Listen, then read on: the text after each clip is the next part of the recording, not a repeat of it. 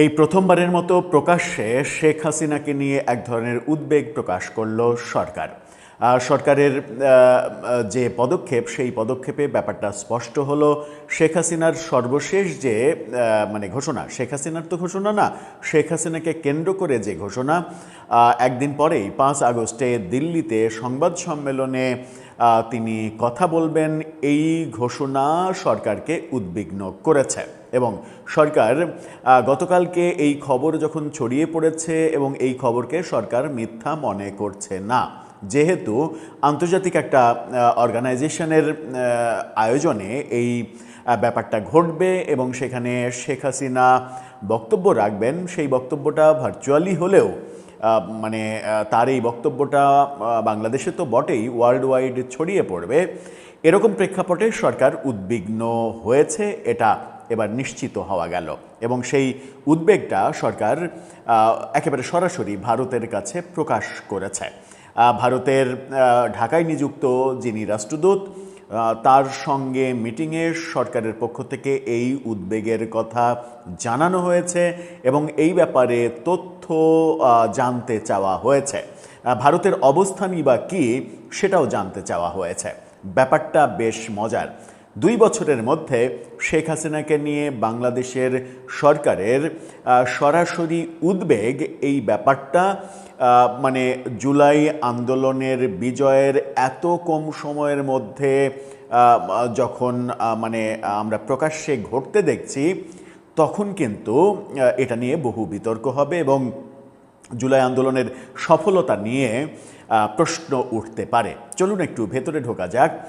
সরকারের পক্ষ থেকে দীনেশ ত্রিবেদীকে কি জানানো হলো, কি জানতে চাওয়া হলো এবং তার উত্তরে ভারতই বা কি বলছে। থাকবেন পলিটিক্স টিভির নিয়মিত আয়োজনে।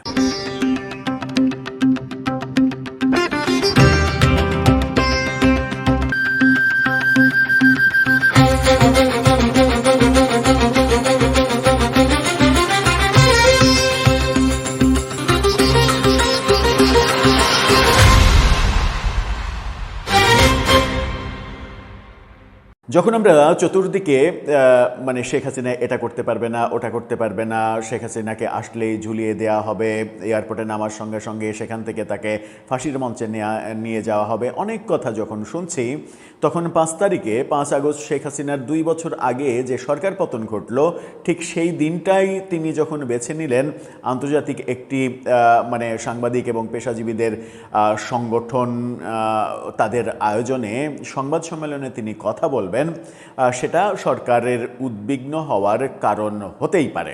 এতে আশ্চর্য হওয়ার কিছু নেই। কিন্তু এই উদ্বেগটা সরকার সরাসরি যখন প্রকাশ করে দিল, তখন কিন্তু ব্যাপারটা বেশ গুরুত্বপূর্ণ হয়ে ওঠে।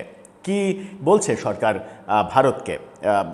ইন্ডিপেন্ডেন্ট টেলিভিশনের এই শিরোনামটা দেখে নিন। সেখানে বলা হচ্ছে, শেখ হাসিনার বক্তব্য নিয়ে দিল্লিকে উদ্বেগ জানালো ঢাকা। একেবারে সরাসরি উদ্বেগ শব্দটাই ব্যবহার করা হয়েছে। প্রধানমন্ত্রীর পররাষ্ট্র বিষয়ক উপদেষ্টা হুমায়ুন কবিরের সঙ্গে ঢাকায় নবনিযুক্ত ভারতের হাই কমিশনার দীনেশ ত্রিবেদীর সৌজন্য সাক্ষাৎ অনুষ্ঠিত হয়েছে। আজকে বিকেলে এই সাক্ষাৎ হয়েছে তেজগাঁয়ে প্রধানমন্ত্রীর কার্যালয়ে। এই সাক্ষাৎকালে সাবেক প্রধানমন্ত্রী শেখ হাসিনার সম্ভাব্য বক্তব্যকে ঘিরে উদ্বেগের কথা দিল্লির কাছে স্পষ্ট করে তুলে ধরা হয়েছে।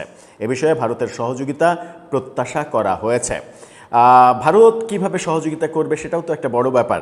সাক্ষাতে বাংলাদেশ ও ভারতের বিদ্যমান দ্বিপাক্ষিক সম্পর্কের বিভিন্ন দিক এবং পারস্পরিক স্বার্থ সংশ্লিষ্ট বিষয় নিয়ে আলোচনা হয়েছে। পারস্পরিক শ্রদ্ধা, আস্থা ও অভিন্ন স্বার্থের ভিত্তিতে দ্বিপাক্ষিক সম্পর্ক আরও জোরদার করে এগিয়ে নেওয়ার বিষয়ে আশাবাদ ব্যক্ত করেছেন তারা। বৈঠকে সামাজিক যোগাযোগ মাধ্যমে ছড়িয়ে পড়া শেখ হাসিনার 5 আগস্ট প্রকাশ্যে বক্তব্য দেওয়ার সম্ভাবনার বিষয়টিও আলোচনায় এসেছে। এ বিষয়ে পররাষ্ট্র বিষয়ক উপদেষ্টা ভারতের হাই কমিশনারকে বলেছেন, ভারতে আশ্রয় নেওয়া শেখ হাসিনা সহ কার্যক্রম নিষিদ্ধ কোনো সংগঠনের ব্যক্তি যাতে তাদের দেশের ভূখণ্ড ব্যবহার করে রাজনৈতিক বক্তব্য দিতে না পারেন, এছাড়া বাংলাদেশের অভ্যন্তরে অস্থিতিশীলতা সৃষ্টির উদ্দেশ্যে কোনো কর্মকাণ্ড পরিচালনা করতে না পারেন, সে বিষয়ে ভারতের সহযোগিতা প্রত্যাশা করছে বাংলাদেশ।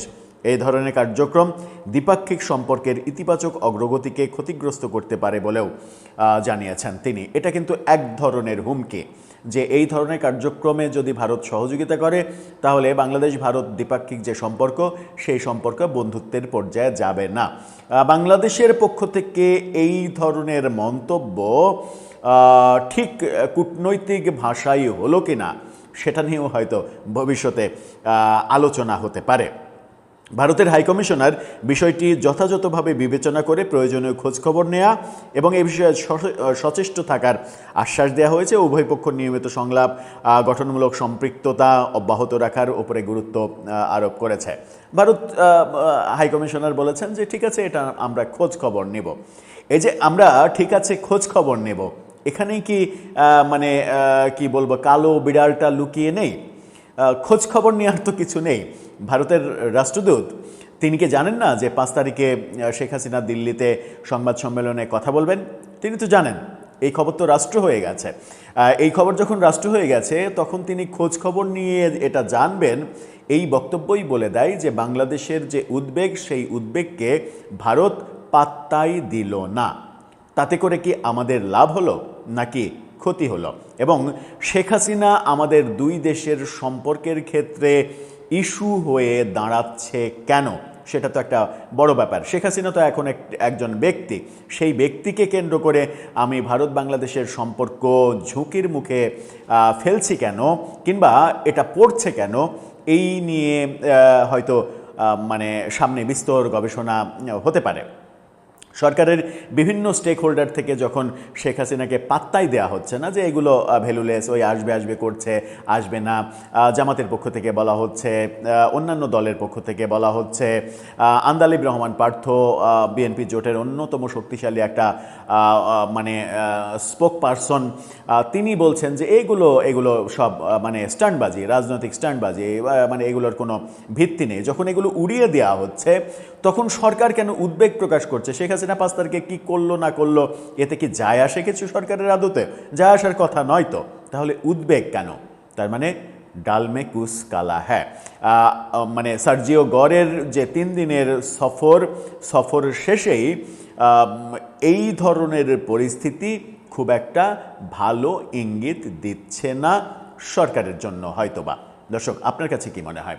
আপনার মন্তব্য জানিয়ে লিখতে পারেন আমাদের কমেন্ট বক্সে।